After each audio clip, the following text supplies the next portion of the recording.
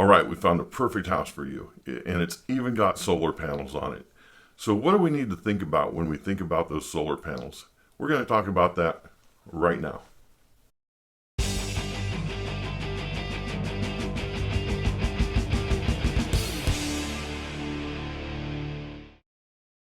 Three initial things you need to find out. Are those solar panels completely paid for? Are they being paid for on a loan? Are those panels leased? Or are they on a power purchase agreement? And the third is, are those panels purchased on a PACE loan? Now, the important thing about them being owned is it sure will be nice to have a owned solar system. You're going to save a lot on energy, and it adds value to the house.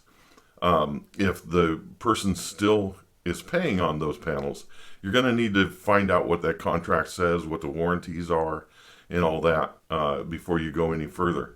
Now, that is going to mess with your debt to income ratio, because when purchasing the house, if you are paying for the solar panels on a monthly basis, as the owner was, you're going to have to qualify for that loan so it can be transferred over. And you're going to have to qualify for the two loans together, for your home loan and that loan, with that loan on it. So it's kind of like buying a car while you're in the middle of the process. You just don't do that. But with those solar panels thrown in there, it may mess up your ratios. If the panels are leased, you got to remember those aren't your panels. They belong to someone else. Now, if you don't like the lease, you could always ask the seller to have the solar panels removed. It's an expensive process, and it's going to leave a little bit of damage to the roof that can be easily corrected, but it will leave some damage to the roof. And not too many people want to do that. If you decide to take over the lease, please, please, please read that lease real good. I've seen some where the last 5 years monthly payments are over $900. Why that person signed up for a lease like that, I don't know. Well, I know, because it was less in the beginning. And they were convinced somehow that the price of their power would increase to the point where they would be saving money paying $900 a month for a lease. It wasn't a great idea, but you don't want to take over that. Not a great idea. Okay, the third one is the PACE loan, which is only available in California. I do real estate in Central Valley of California. So it's only available in California and Missouri, I think, and Florida. But it is a loan to do not only solar panels, but other improvements, so you save energy. Well, that attaches to the tax bill. And so it's paid for in the taxes over 20 years. So you got to know how long you're into that, how many years are left onto it. It's a primary lien, so most mortgage companies will not allow a PACE loan to stay on.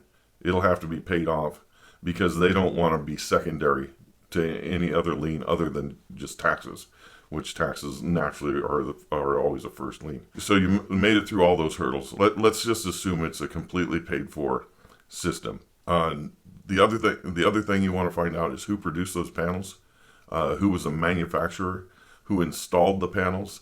Do a quick internet search and find out, have there been any problems with those panels? Okay, so before you get too deep into it, now you've gone past one hurdle. This is another hurdle. What is the reputation of the people who have the panels up on the roof? And if it's bad, it'll just make you want to look a little bit deeper into what's going on. After you've found out how they're owned, or who owns the panels, you want to get the sales contract so you'll know who the solar installer was, who produced the equipment that's on your roof, and the terms of the warranty.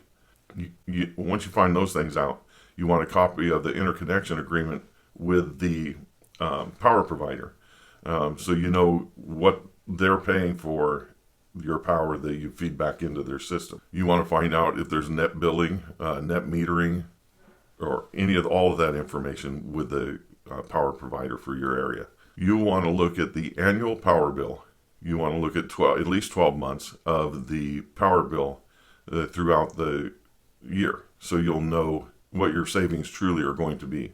Another thing that's common now is if you have a house and there's two people living in it, they're going to go off of their power usage for the year before and put in only the amount of panels that are needed for that couple that's living in the house.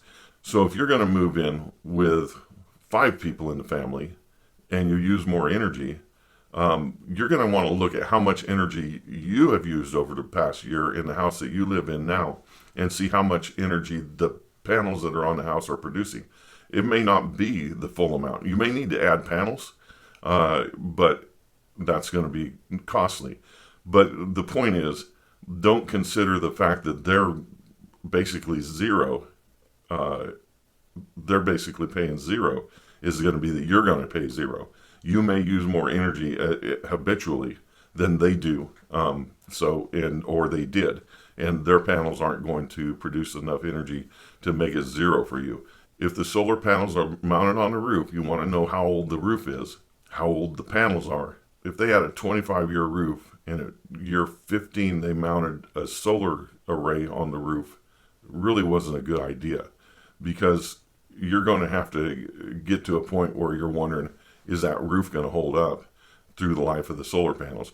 And you don't want to have the panels taken down, replace the roof, and put the panels back up again. That is expensive. It's going to cost you a lot of money. And it's money you just don't want to have to spend. So, check on that. Lately, people they'll put a roof on and then put the solar panels on. A lot of the newer panels have an inverter in them. So you can't really check the inverter real well, though they do usually have a web-based program that you can check the overall performance of each panel in the system. Otherwise, if it's an older system and it all goes down to one inverter, you'll want to check that inverter and make sure it's in good shape and it's good to go.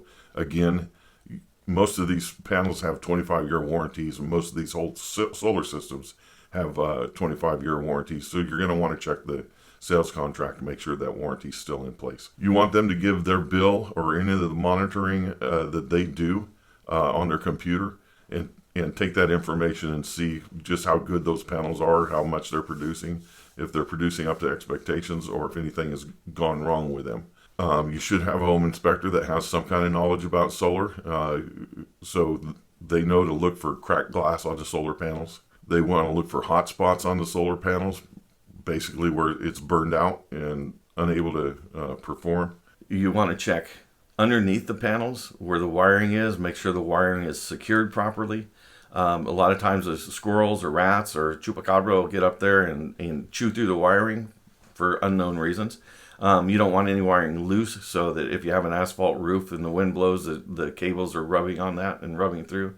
You don't want to have any way for those cables to get damaged. And if you want to just make sure that they're being held up in place and protected. So that's it. That's not everything you need to know about solar panels. There's a lot of back and forth of whether rooftop solar panels are as efficient as they should be, and different ways of using solar to generate electricity other than on the roofs of houses. But for now, that's the situation you're dealing with. And they do add value to your house. They do make it a lot easier to watch the price of energy change and you not have to worry so much about it. I just want to make sure when you do buy the house, you do understand if you're up against the limit on your debt to income ratio, you're going to have a problem getting those panels. You're probably going to have the seller pay them off. The seller may not want to, because they're like, you're going to benefit from them for the next so many years. So I don't want to pay for them. But hey, if they want to sell the house and you're the only buyer, see what they can do. So your trusted real estate agent will be able to help you out with that deal and figure out how to get your dream house for you, even if that has a little bit of a problem, causes a little bit of a problem. Next week, I'm going to talk about the selling end, what the seller needs to do to prepare their house to sell with solar panels. In the California contract, the standard is they have 7 days to provide all this information I just said that you need to ask for, and then after that 7 days, you have 10 days to review that information and decide whether you're going to continue on with the purchase of the house. So on the seller's end, you need to have all that information together. We'll cover that next week. Have a great day. Thank you very much for listening.